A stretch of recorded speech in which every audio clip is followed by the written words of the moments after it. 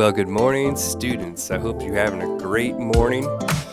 Here to talk with you about the scheduling process for the upcoming 25-26 school year. During this video, we are going to review the scheduling timeline, graduation requirements, and an overview of the course selection process.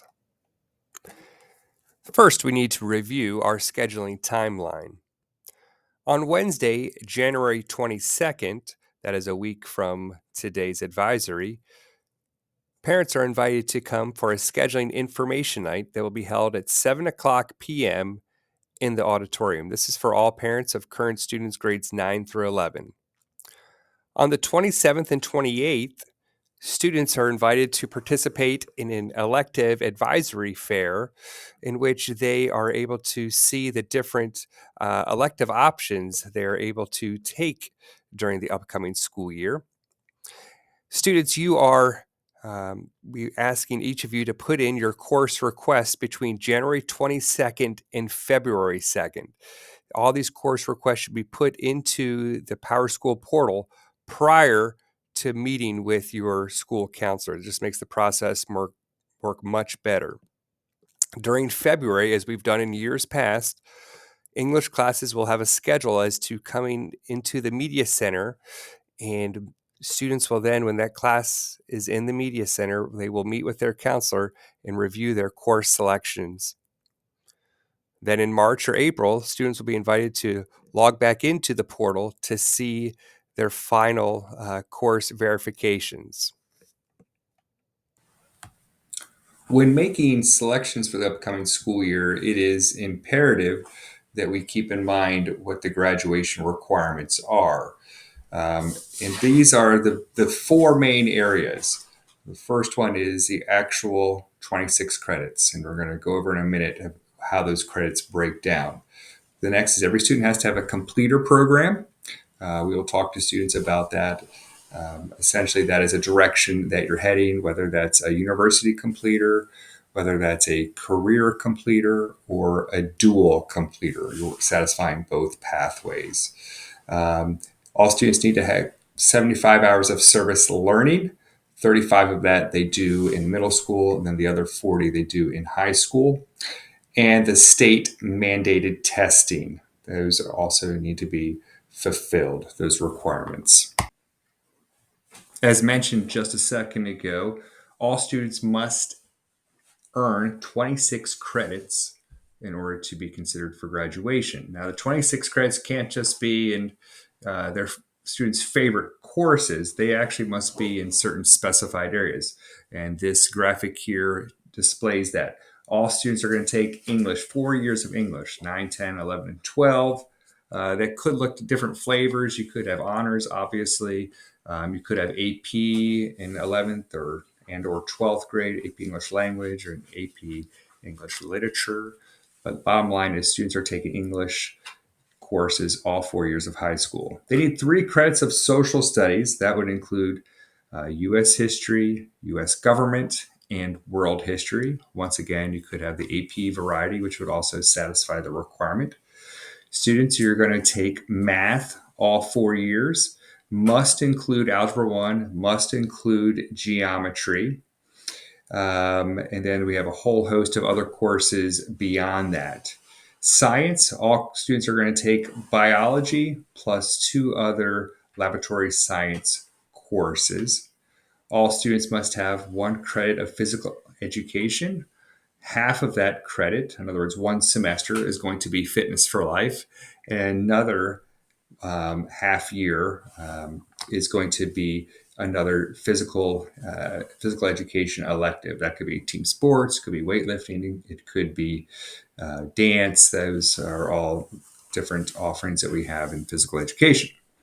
All students now, the requirements for all our students will be taking Health A and Health B. Generally speaking, Health A is going to be in 10th grade, and Health B is going to be in 11th grade. Basic technology, all students need to have 1 whole credit in basic technology. There are a variety of different offerings that we have for that, but in general, that could be any of our our tech ed course, not any, but a number of tech ed offerings, or Project Lead the Way courses, AP Computer Science, Foundations of Computer Science. These satisfy that requirement. One whole credit of fine arts, that could be courses in music, art, dance, theater arts. So one whole credit, think of that as 2 semesters. Citizenship, global citizenship, and 7.5 elective credits. So those are courses that are in any area. So, for example, let's say you have taken one whole credit of physical education, and now you're going to take another gym class. That is going to be an additional zero point 0.5 credit. Well, you filled the bucket for physical education requirement, so now that other zero point 0.5 credit would go into elective. Or same thing, let's say you took a fourth credit in science. You really like that. I took a fourth credit in science, so that one additional credit will fall into the elective bucket. Let's now discuss the course selection process. Now, the course selection process we've broken down into 3 steps. The first step here is to log into the student portal. Folks, this is where you go to check your grades. So most of our students are very familiar with this. If you're not, just remember your username is your 6-digit student ID. Please do not include at aacps.org. And then your AACPS password. Whatever you use to get onto a AACPS computer, that would be also your login for the student portal.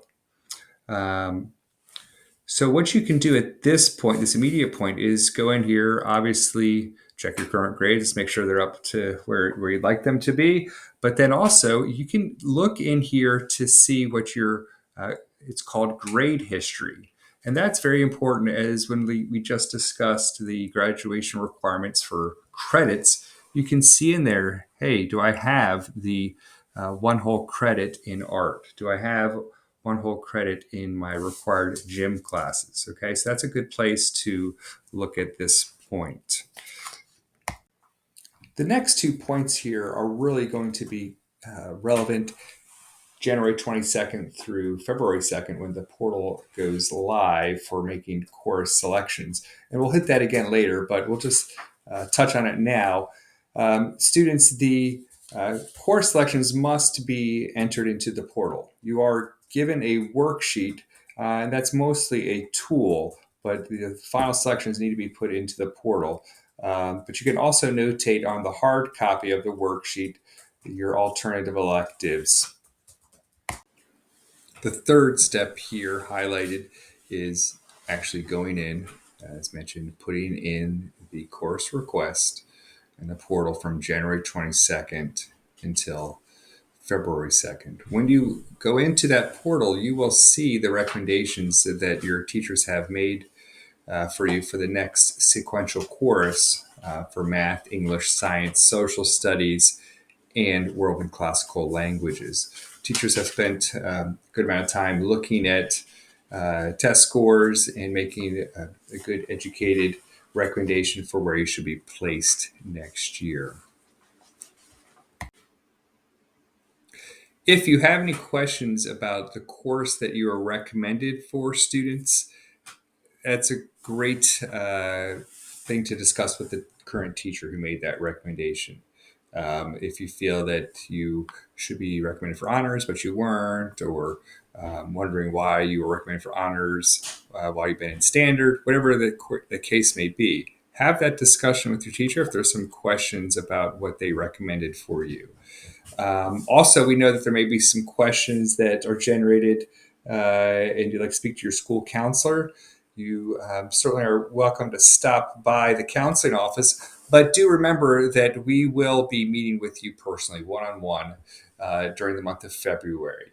So if you are having general questions about how to use the portal or how to enter a request, certainly can stop by the counseling office or check the school website. But other questions about credits and so forth, we can certainly answer those when we meet with you one-on-one in the media center in the month of February.